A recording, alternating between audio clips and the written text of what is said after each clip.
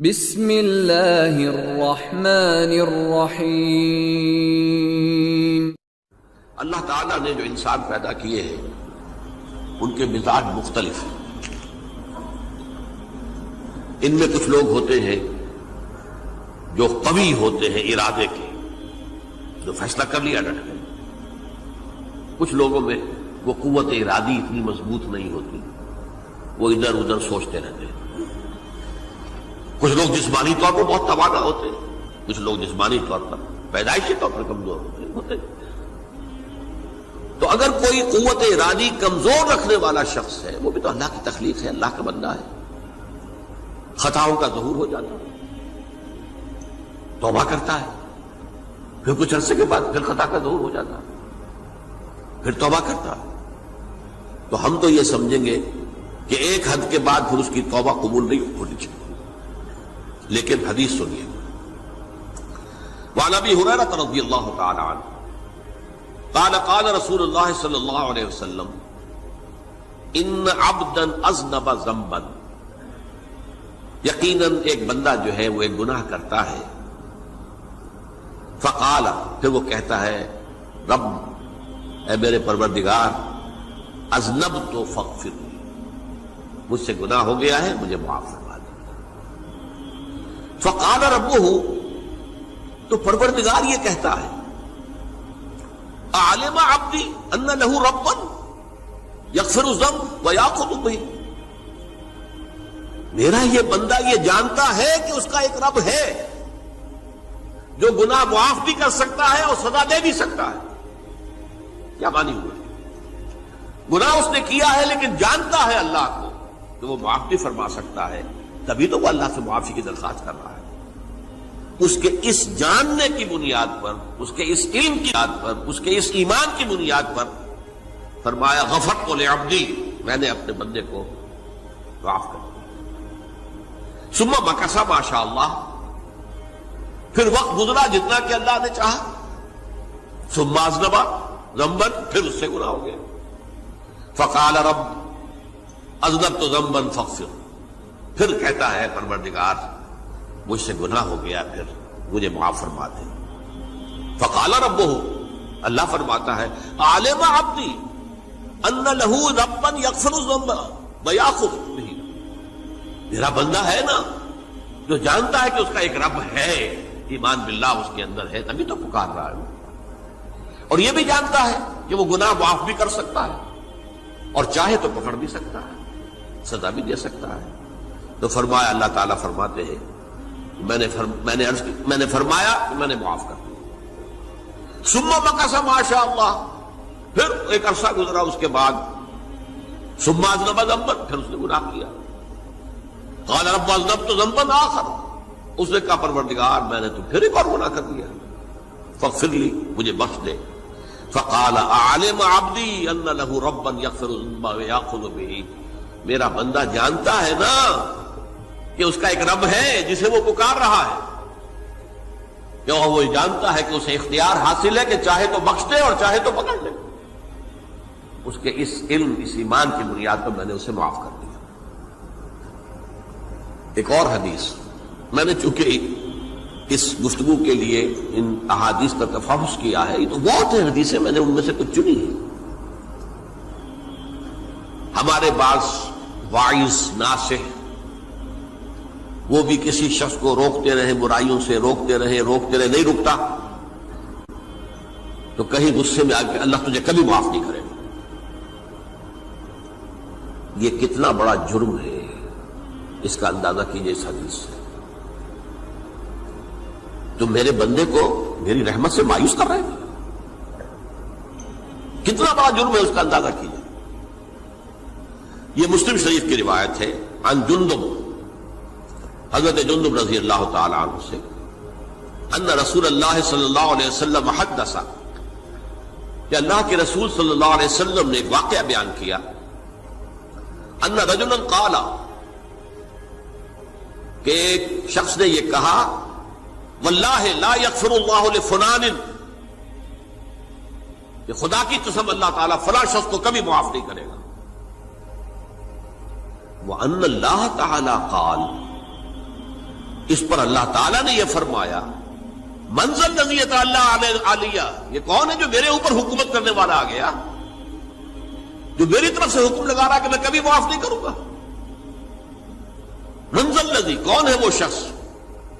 الذی یتعلی علیہ انی لا اغفر لفلان، کہ میں فلاں شخص کو کبھی معاف نہیں کروں گا، قد غفرت لفلان، اس کو تو میں نے معاف کر دیا، واحبطت عملہ، اس شخص کے تمام اعمال میں نے ضائع کر دیے کہ تم نے میرے بندے کو مایوس کیا۔ یہ ہے جرم کی انکار۔ تو توبہ کی دعوت دیتے رہو، توبہ کے لیے لوگوں کو آمادہ کرتے رہو، توبہ جو ہے اس کے لیے ترغیب دیتے رہو، اللہ تعالیٰ معاف فرمانے والا۔ اب آخری حدیث سنا رہا ہوں، یہ تو بہت ہی عجیب حدیث ہے اور متفق علیہ، یہ بخاری اور مسلم دونوں میں۔ حضرت ابو سعید الخدری رضی اللہ تعالی عنہ جو ہے وہ اس کے راوی ہیں۔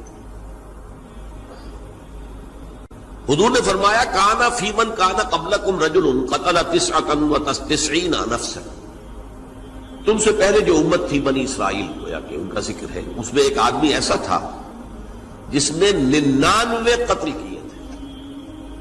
اب آپ اندازہ کیجئے کتنا بڑا گناہ کبیرہ ہے قتل۔ قرآن مجید میں آتا ہے وَكَأَنَّمَا قَتَلَ النَّاسَ جَمِيعًا، اگر ایک انسان کو بھی ناحق قتل کر دیا گیا تو یہ ایسی ہے گویا کہ اس نے پوری نوع انسانی کو قتل کر دیا، اس نے 99 قتل کیے۔ فَهَلْ لَهُ مِن تَوْبَةٍ، پھر اس کے بعد یہ ہوا کہ اس کے اندر توبہ کا جذبہ پیدا ہوا۔ فَسَأَلَ عَنْ أَعْلَمِ أَهْلِ الْأَرْضِ، تو اس نے پھر سوال کیا، لوگوں سے پوچھا کہ زمین میں رہنے والوں میں کون سب سے بڑا عالم ہے؟ فَدُلَّ عَلَى رَاهِبٍ، تو اسے بتایا گیا فلاں راہب فلاں جگہ پر ہے، وہ بہت نیک ہے، بڑا عالم ہے۔ فَأَتَاهُ، وہ اس کے پاس آیا، فَقَالَ أَنَّهُ قَتَلَ 99 نَفْسًا فَهَلْ لَهُ مِن تَوْبَةٍ، انہوں نے کہا دیکھیے راہب صاحب میں نے 99 انسان قتل کیے، اب مجھے یہ بتائیے کہ میرے لیے توبہ کا کوئی امکان ہے؟ فَقَالَ لَا، انہوں نے کہا نہیں۔ فَقَتَلَهُ، اس نے اس کو بھی قتل کر دیا۔ فَكَمَّلَ بِهِ 100، اپنی سینچری مکمل کر لی، مطلب 99 کے بعد ایک ہی کسر تھی، اس کو بھی قتل کیا، 100 پورے کر لیا۔ ثُمَّ سَأَلَ عَنْ عَالِمِ أَهْلِ الْأَرْضِ، پھر اس نے پوچھا کوئی اور کوئی بڑے عالم انسان ہو۔ فَدُلَّ عَلَى رَجُلٍ عَالِمٍ، پھر اس کی رہنمائی کی گئی ایک بڑے عالم شخص کی طرف۔ فَقَالَ إِنَّهُ قَتَلَ 100 نَفْسٍ، تو اس نے وہاں جا کر کہا کہ میں 100 انسان ہلاک کر چکا ہوں، قتل کر چکا ہوں۔ فَهَلْ لَهُ مِن تَوْبَةٍ، میرے لیے توبہ کا کوئی امکان ہے؟ فَقَالَ نَعَمْ، کہا کیوں نہیں، 100 قتل کیے تب بھی کیا ہے، توبہ کا راستہ دروازہ کھلا ہوا، مَا لَمْ يُغَرْغِرْ، جب تک کہ وہ گھنگرو نہیں بج رہا اس وقت تک تمہارے توبہ کا دروازہ کھلا ہوا ہے۔ فرمایا نعم، وَمَن يَحُولُ بَيْنَهُ وَبَيْنَ التَّوْبَةِ، تمہاری توبہ کے درمیان اور تمہارے درمیان کون حائل ہو سکتا ہے؟ توبہ کا دروازہ کھلا ہے۔ لیکن ساتھ ہی کہا انطلق الی ارض کذا و کذا، اب تم ایسے کرو جہاں تم رہتے ہو وہاں نہ جاؤ واپس، وہاں کا ماحول اچھا نہیں ہے، معاشرہ اچھا نہیں ہے، ہو سکتا ہے کہ تم توبہ پر قائم نہ رہ سکو، تم فلاں جگہ چلے جاؤ وہاں اچھے لوگ آباد ہیں، ان میں جا کر رہو۔ فإن بها أناس يعبدون اللہ تعالی، وہاں ایسے لوگ آباد ہیں جو اللہ کی بندگی کرتے ہیں۔ فاعبد اللہ معہم، تو تم ان کے ساتھ مل کر اللہ کی بندگی اور پرستش کرو۔ ولا ترجع الی ارضک، اپنی زمین کی طرف اپنے وطن میں واپس پلٹ جاؤ۔ فإنها ارض سوء، وہ بری جگہ ہے۔ فانطلقا، تو وہ چل پڑا، ہجرت کر رہا ہے، اس جگہ جا رہا ہے جہاں کا راہب نے بتایا تھا۔ حتی اذا نصف الطریق، جب آدھا راستہ اس نے پورا کر لیا، اتاہ الموت، موت آ گئی۔ فاختصمت فیہ ملائکۃ الرحمت و ملائکۃ العذاب، اب وہ جہنم کے فرشتے بھی آ گئے اس کی جان قبض کرنے کو، اور جنت کے بھی آ گئے۔ فقالت ملائکۃ الرحمہ، رحمت والے جو فرشتے ہیں جنت والے، انہوں نے کہا جا تائبا مقبلا بقلبہ اللہ تعالی، یہ شخص توبہ کر کے اللہ تعالیٰ کی طرف ہجرت کر رہا تھا، اس لیے اس کی نیت کی بنیاد پر اب یہ جنتی ہے، لہذا اس کی روح ہم قبض کریں۔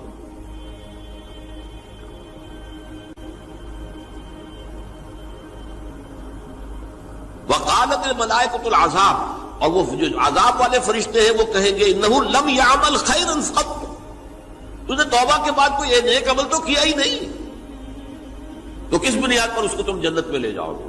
اس کو تو دوزخ میں جانا چاہیے۔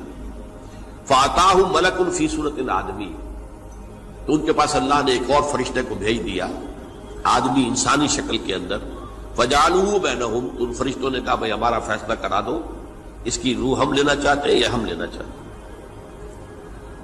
انہیں حکم بنا لیا۔ فقال قیسوا ما بین الارضین فإلی ایتہما کان اقرب، کہ تم فاصلہ ناپ لو جہاں سے وہ چلا ہے اور جہاں جا رہا تھا اور یہاں اس کی موت ہو رہی ہے، تو کون سا فاصلہ زیادہ ہے؟ جب ناپا گیا، بلکہ ایک حدیث میں آتا ہے کہ اس پر اللہ نے زمین کو جو ہے حکم دے دیا، ایک طرف والی زمین تو سکڑ جا، دوسری والی جو ہے تو پھیل جا، تاکہ وہ جدھر جو وہ جا رہا تھا وہ زیادہ قریب ہو جائے بنسبت اس کے کہ جہاں سے وہ چلا تھا۔ تو اس فیصلے پر پھر جو فرشتے تھے جو کہ رحمت کے فرشتے تھے وہ اس بندے کو لے گئے جنت کے۔